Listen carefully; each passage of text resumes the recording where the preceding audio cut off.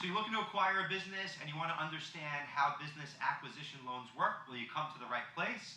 I'm going to explain everything that you need to know in order for you to actually get approved and get the money in your bank account so you can go acquire that business. Stay tuned.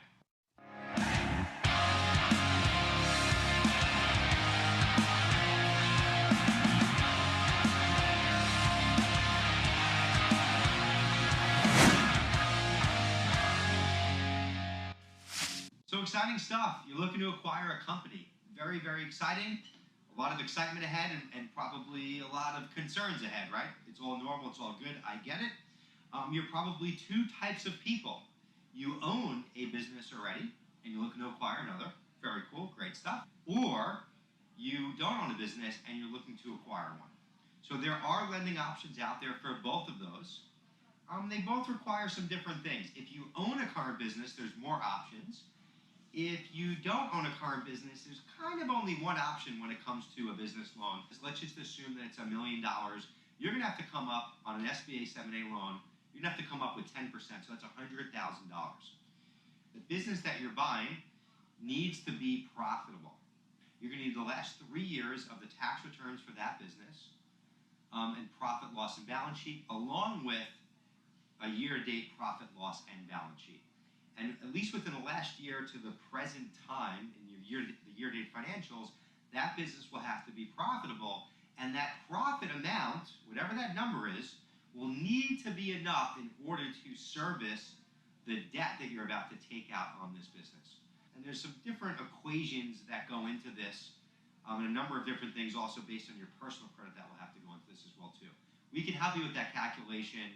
It's not an easy thing to explain, but we have a proprietary calculator that we built out to help business owners or people looking to buy businesses know if they'll get qualified and be able to purchase that business via SBA. SBA 7A loan, you need to have at least a 650 to a 680 FICO score or higher, so you don't have good credit, can't have any open tax liens.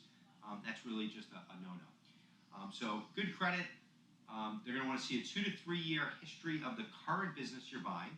And it's very normal if you're buying a business to request and look at the last 3 years of tax returns and financials for the business. There's nothing wrong with that. That's completely normal. In fact, if you're buying a business and the owner doesn't want to give you that information, that to me is an immediate red flag or something's wrong. Now, you might need to get into an NDA and a few things in order to go and do that, but that's okay, completely normal. I do recommend that you use a really good attorney that is familiar with M&A. So the lender's going to want to look at the last 2 to 3 years of your business tax returns and financials, along with your year-to-date financials. And when I say financials, profit, loss, and balance sheet. They're going to want to see a personal financial statement for you, so all of your debt and assets personally. And they're going to want to look at the business that you're buying, 3 years, tax returns, financials, and year-to-date.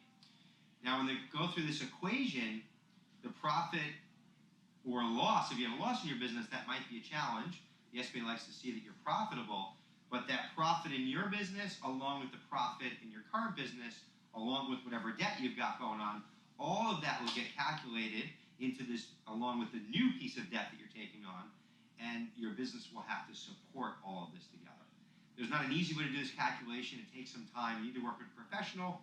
Again, like I said, we built out a proprietary calculator specifically for this, and we can help plug in the right numbers. It takes some time to do this, and we can give you a pretty quick preliminary answer if you're going to pass the SBA test and if you can go that route in acquiring the company, so you don't waste all this time in underwriting.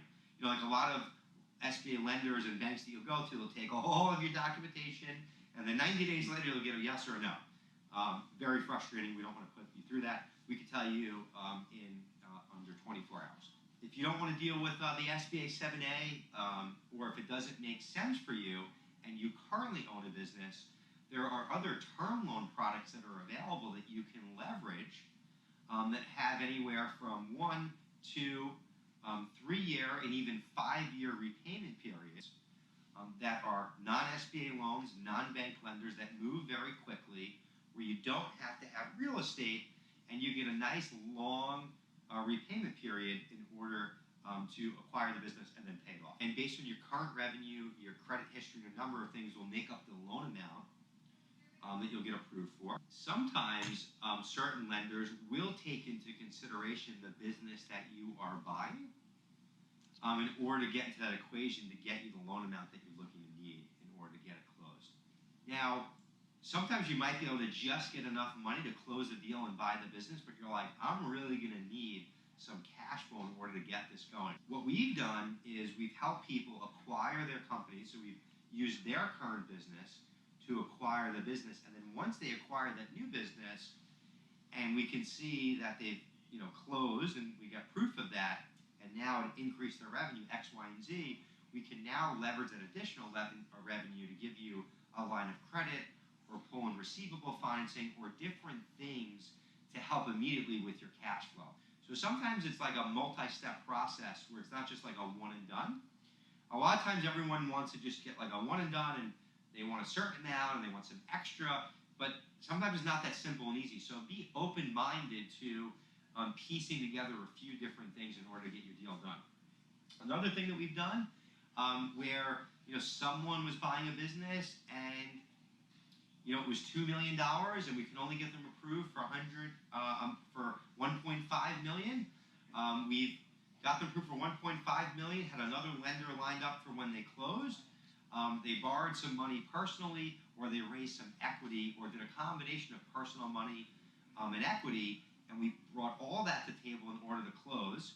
And then once we closed, they were able to borrow some money from the new business and pay off that personal, wherever they borrowed that money from personally. So, in order to make a deal work, sometimes you got to piece it together and structure it a few ways. Some lenders only focus on what they do, and they can't really help you piece that together. So it's super important that you're working with someone that's going to marketplace and access to multiple different lenders, because I've seen some of the best deals that we've closed have 2 or even 3 different lenders, involved.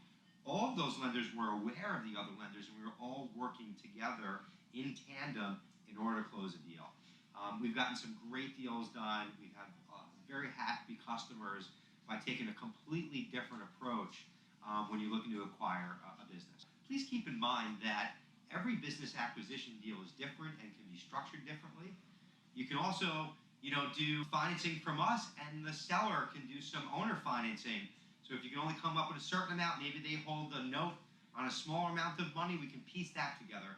So there's a lot of ways to structure a deal, and we find that the best way for you to figure out if this is something that can make sense is just speak with my team. Let's talk through this and see if we can piece together a deal, make it work, and help you acquire that business so you can acquire the company, get back to growing, increase your revenue, drive sales, and do what you do best. So hope you found this video helpful. I wish you nothing but success in your business acquisition. Remember to make sure to lawyer up and have a good attorney that knows what they're doing, because you don't want to get caught in a bad deal, because after the fact is never fun to find that out. Thanks for tuning in to Grow by Joe. Hope you found this helpful. We'll talk soon. Keep growing.